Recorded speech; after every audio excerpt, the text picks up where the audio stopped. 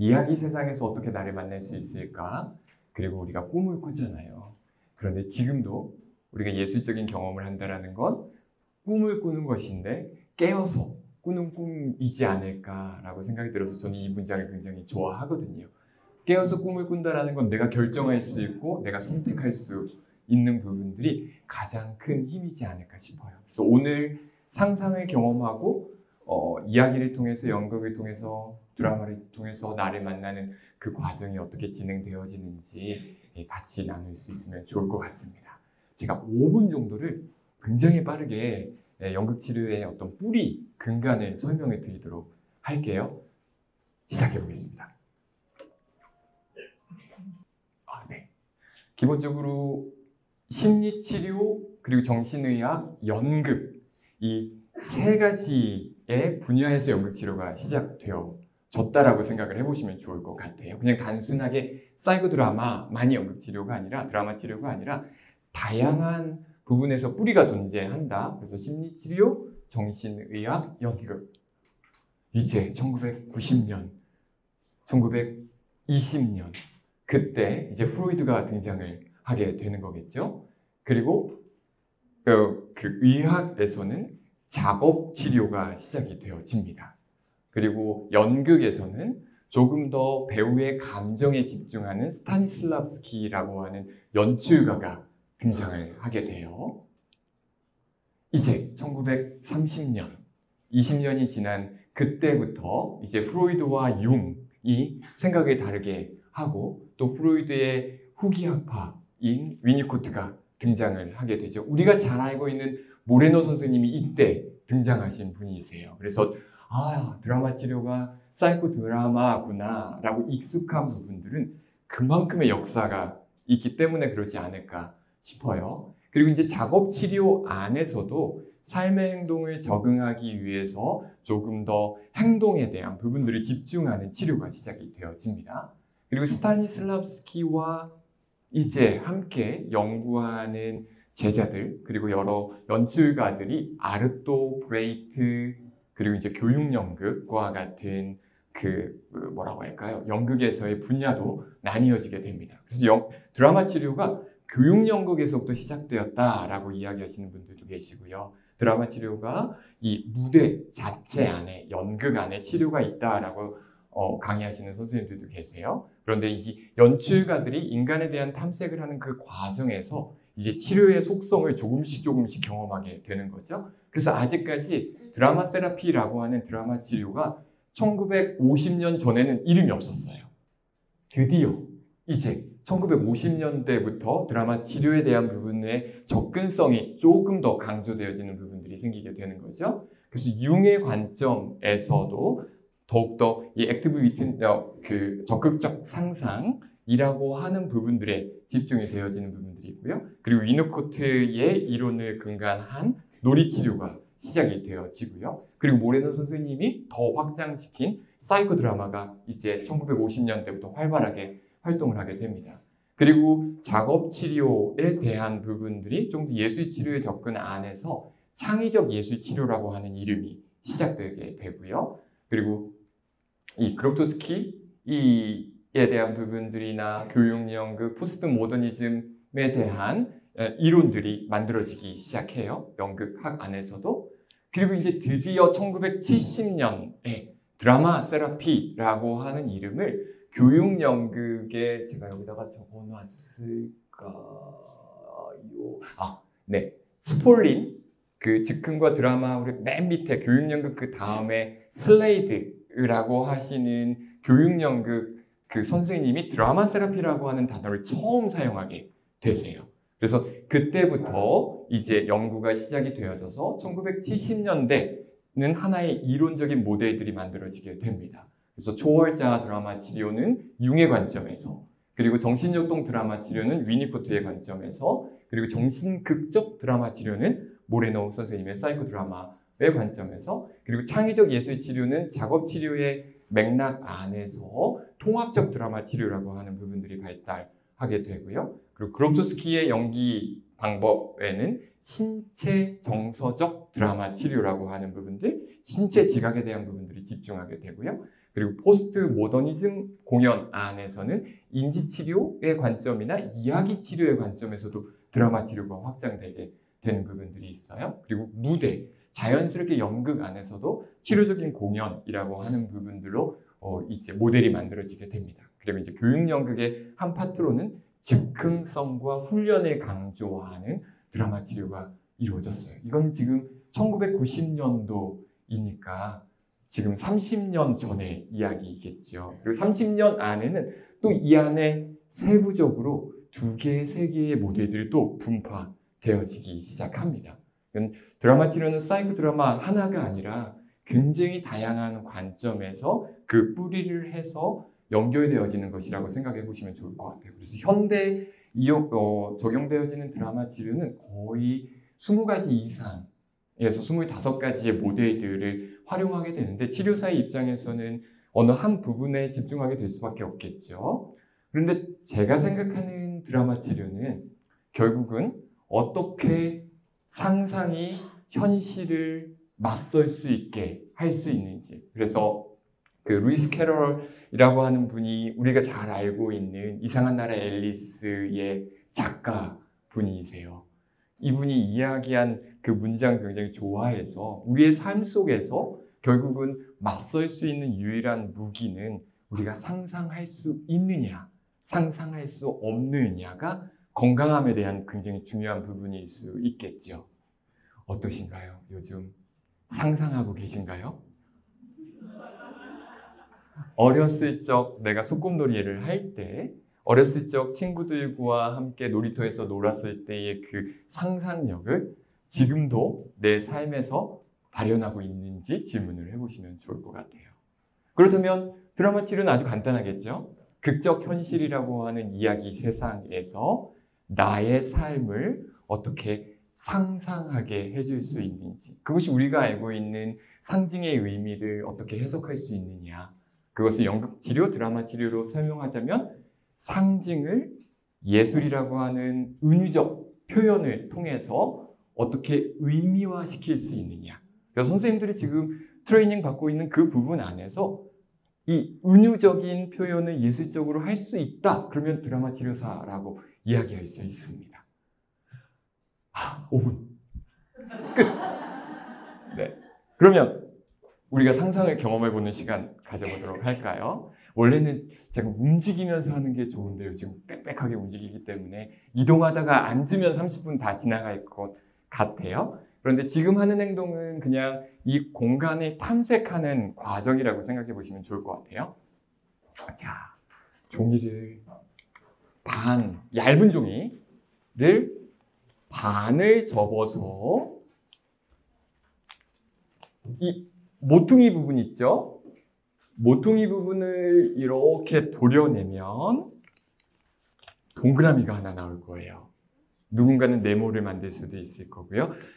모퉁이 부분을 도려내지 않고 뒤에 부분을 도려내면 동그라미가 나타나지 않고, 네, 이렇게 반 접고 반 접고 이 모퉁이 부분을 이렇게 제가 지금 어렵게 설명을 하고 있는 걸까요? 자, 한 번만 다시 한번 설명해. 네, 종이 여분이 네, 아주 좋습니다. 동그라미. 네. 자, 바깥에 모퉁이가 떨어지면 안 되고 가운데. 아주 좋습니다. 이렇게 들어보실까요? 네. 훌륭하십니다. 네. 혹시 필요하신 분, 종이가 필요하신 분, 네. 여기를 자르시면 돼요. 네. 괜찮습니다. 그럴 수 있어요. 당연하죠. 오늘 처음인데요. 그런데 계속 고민하게 돼요. 우리의 상상력이 왜 이렇게 어려울까? 좋습니다. 그러면 우리가 어렸을 적 놀이라고 생각을 하고요. 이제 세상을 이 창문의 틀로 봐보시는 거예요. 그래서 핸드폰을 꺼내십니다. 핸드폰을 꺼내셔서 핸드폰을 카메라 모드로 전환을 시켜보세요. 만약 핸드폰이 없으시면 그냥 상상으로 하셔도 됩니다. 카메라를 켜고, 잠시만요. 이제 카메라를 켜고 카메라 모드를 바깥으로 볼 수 있게 바꾸는 거죠. 그러면 지금 바깥 세상이 보이게 돼요. 그리고 얘를 이렇게 액자 틀로 집어넣습니다. 그리고 이 구멍으로 세상을 보시는 거예요. 그래서 이렇게 둘러보다가 사진 3장을 찍으시는 거예요. 하늘에 저걸 찍을까? 옆에 있는 사람을 찍을까? 내 물통을 찍을까? 3장을 찍어 보십니다. 네.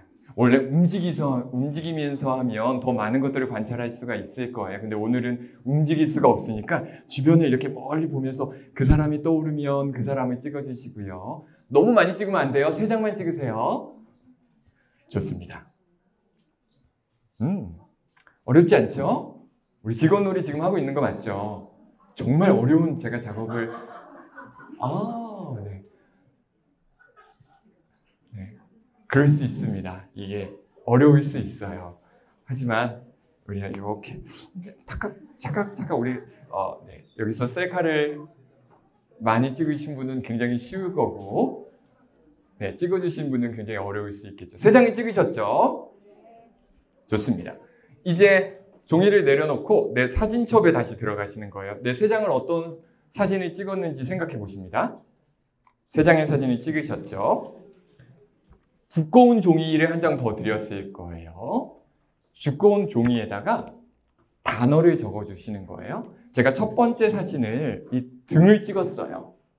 등의 사진을 보면서 밝음이라는 단어가 떠오른 밝음. 그리고 이렇게 착각 찍었는데 사람들이 빽빽한 사진을 찍었어요. 답답함이 떠오르면 답답함. 아니면 친근함 떠오르면 친근함. 그 사진 3장에서 각각 단어 하나씩. 3장의 사진을 찍었으니까 3개의 단어. 한 장에 하나씩. 단어. 네, 이미지. 떠오르는 이미지, 그게 뭘 말하고 있는지 느낌이어도 괜찮습니다. 네. 내가 찍은 사진에서 단어. 자, 우리가 시간 관계상 30초 안에 마무리를 하겠습니다. 그냥 지금 떠오르는 단어를 탁탁탁 적으시면 돼요. 자, 하나, 둘, 셋, 번쩍, 3개의 단어 다 적으셨을까요? 너무 고민하지 마세요. 다 적으셨으면, 자, 옆에 짝이 있으신 분은 옆에 분에게, 그리고 이렇게 짝지, 내 짝을 찾아주세요. 짝을 찾아주시고요. 짝을 찾으셨을까요? 네, 같이 뒤로. 자, 단어 3개를 찾으셨죠? 이제 상대방에게 첫 번째 A 선생님이 먼저 이야기를 합니다. 나는, 제가 만약에 따뜻함, 빽빽함, 그리고 또 뭘 쓸까요? 저 천을 찍으면서 부드러움, 3개의 단어를 찾았으면 그걸 문장으로 만들어 주시는 거예요. 나는 빽빽한 사람입니다. 나는 부드러운 사람입니다. 나는 답답한 사람입니다. 나는 이태승입니다. 이렇게 소개를 해주시는 겁니다. 자, 그 단어를 그대로 나는 무엇무엇한 사람입니다 라고 이제 상대방에게 소개해주면 좋을 것 같습니다. 시작하겠습니다. 좋습니다. 그렇죠? 우리가 일반적으로 저는 드라마 치료를 강의하고 있는 이태승입니다 라고 이야기하는 것과 저는 부드러운 사람이고요. 저는 좀 답답한 사람이고요. 저는 조금 빽빽한 사람이에요 라고 이야기했을 때 조금 더 인간미가 있어 보이지 않나요? 이것이 바로 은유적인 표현일 수 있겠죠? 내가 사진을 찍었기 때문에 그 사진은 내가 원하는 것을 찍었겠죠? 그래서 무의식적으로 나의 무엇인가가 연결되어지지 않았을까?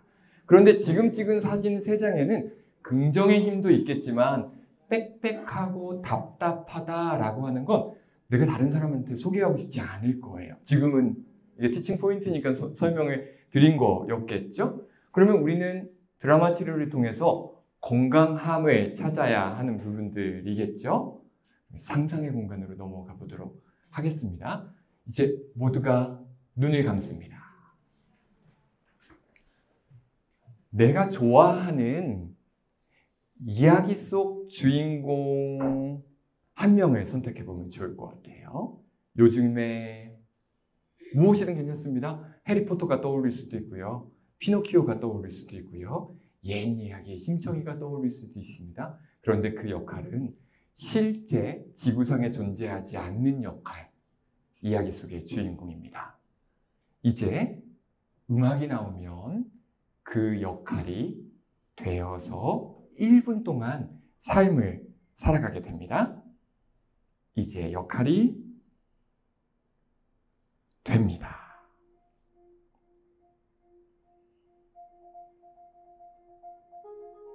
그 이야기 속의 주인공은 지금 무엇을 하고 있을까요?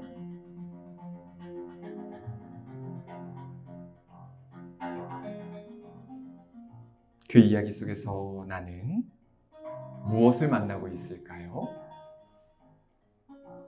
내가 지금 해야 할 일은 무엇일까? 그리고 그 이야기 속에서 누가 나를 도와주고 있을까요? 그런데 그때 누군가가 내가 해야 할 일을 방해합니다. 하지만 그 주인공은 나는 그 문제를 해결합니다. 그리고 그 이야기는 계속 진행됩니다. 이제 하나, 둘, 셋 하면 가장 그 주인공다운 모습으로 나는 멈추게 되고 그 주인공이 가지고 있는 긍정의 힘 3개를 기억하게 됩니다. 자, 그 힘을 찾습니다. 하나, 둘, 셋. 그 이야기 속 주인공이 가지고 있는 긍정의 힘 단어, 제가 생각한 어렸을 때 본 아톰 애니메이션 주인공은 너무 자유로웠어요. 하늘이 날고 있는 모습이 자유로움, 그리고 그 아톰은 너무 정의로웠어요. 정의, 그리고 그 아톰은 너무 순수했어요. 자유로움, 정의, 순수. 그러면 선생님들은 어떤 역할의 힘을 찾으셨나요? 종이의 뒷면에 그 역할의 이름과 역할의 힘을 적어주십니다. 제가 시간이 많지 않기 때문에 하나, 둘, 셋 하면 번쩍 그 단어가 떠오를 거예요. 자, 이제 적는 거 어렵지 않으시죠? 그러면 딱 2분을 드릴 거예요. 1분, 1분. 아까 내 이름을 소개해 줬었던 그 선생님에게 이 역할을 소개해 줍니다. 이 역할은요, 이런 힘이 있고요, 이런 힘이 있고요, 이런 힘이 있고요. 이렇게 딱 3문장만 이야기해 주시면 돼요. 조금 더 한 문장 더 이야기하고 싶으면 얘는 되게 순수해요. 이 순수함은 되게 아름다운 힘이에요. 뭐 한두 문장은 설명해 주셔도 됩니다. 그래서 각각 1분씩 설명하는 시간을 갖도록 하겠습니다. 2분의 시간을 드릴게요. 음악이 나오는 동안에 설명을 해보도록 하겠습니다. 네, 좋아요. 이제 종이를 상대방에게 설명을 했죠. 내 종이를 상대방에게 전달하고 상대방의 종이를 받습니다. 종이를 바꾸라는 이야기겠죠. 바꿔주세요. 이제는 상대방 선생님이 나를 소개하는 시간이 될 거예요. 근데 여기서는 약속이 있어요. 아이 컨택, 눈을 피하지 않는다. 내가 지금 1분 동안 그 3가지 힘이 무엇인지 전달을 받았으니까 이걸 그대로 전달을 하는 거예요. 근데 아까 생각나시죠? 우리가 사진 3장을 찍었을 때 나는 이라고 했으니까 당신은 이라고 얘기하면 되겠죠. 눈을 쳐다보고 눈을 피하시면 안 돼요. 그 힘을 전달해 드립니다. 당신은 사랑스러운 사람입니다 라고 하면 내 거예요. 나는 사랑스러운 사람입니다. 다시 고백을 하셔야 합니다. 당신은 위대한 사람입니다. 나는 위대한 사람입니다. 당신은 자유로운 사람입니다. 나는 자유로운 사람입니다. 그래서 상대방 선생님, 제가 먼저 힘을 전달해 드리겠습니다. 자, 솔직하게 눈을 피하지 마시고 자, 전달하도록 하겠습니다. 서로 3가지의 힘을 전달했을까요? 조금 더 시간이 있었으면 더 많은 상상놀이를 하고 한 12가지의 힘을 전달하게 되면 내 마음에 울림이 생기고 내 힘에 대한 부분들이 확인될 수가 있는데 오늘은 안타깝게도 아주 짧게 3가지의 힘만 경험하게 되셨어요. 선생님에게 그런 힘이 있습니다? 네, 궁금하네요. 어떤 힘을 발견하셨는지. 네, 좋습니다. 자, 이제 마무리할 시간이에요, 벌써. 1분밖에 안 남았습니다, 저에게는. 자, 이제 정리해보는 시간을 갖겠습니다. 마지막 치료사가 내담자에게 꼭 해줘야 될 말이 있어요. 이 3가지의 힘은 제가 찾은 힘이 아니에요. 선생님들이 상상을 통해서 내 삶을 만난 힘이에요. 그렇다면 이 3가지의 힘은 내 안에 있는 힘일 가능성이 굉장히 높죠. 100% 있는 힘입니다. 그것을 확증하는 말씀을 꼭 해주셔야 하고요. 이 힘은 당신 안에 있습니다. 그러면 외부에 있는 힘을 찾는 것이 아니라 내 안에 있는 힘을 사용하시겠습니다. 그래서 다음 만남부터는 이 3가지의 힘을 어떻게 사용할 수 있을지 우리 서로 탐색해 보도록 하죠 라고 하게 된다면 우리의 어려움과 문제와 또 때로는 그러한 불편함들을 극복하는 데 조금 더 힘이 되지 않을까 싶습니다. 드라마 치료는 이야기를 통해서 꿈을 통해서 나의 일상을 어떻게 만나느냐가 중요한 부분인 것 같아요. 그렇다면 내가 내담자와 대화를 할 때 어떻게 그 참여자의 내담자의 삶을 만나게 해줄 수 있을 것인가가 이제 선생님들의 역할이지 않을까 싶습니다. 이러한 여러 가지 루트가 있는 것처럼 연극, 예술이라고 하는 부분들이 나의 삶을 들춰낼 수 있는 굉장히 안전한 도구일 수 있다는 걸 간단하게 설명을 드리고요. 이미 선생님들의 삶 가운데는 드라마 치료를 하고 계신 분이 많으실 거예요. 꿈을 분석하시고 산책을 하면서 자연을 보면서 나를 만나기도 하고 책을 보면서 나를 만나기도 하고 때로는 콘서트장에 가서 또 내 감정을 만나기도 하고요. 그래서 내 삶에 나를 만나는 시간을 오늘 딱 5분 가졌거든요. 그래서 선생님들에게 부탁하는 건 하루에 5분은 상상을 해보자. 상상을 통해서 나를 만나보자 라는 시간을 가져보면 좋을 것 같습니다. 오늘 드라마 치료를 소개할 수 있게 기회를 주셔서 너무 감사합니다. 벌써 1분이 지났네요. 감사합니다.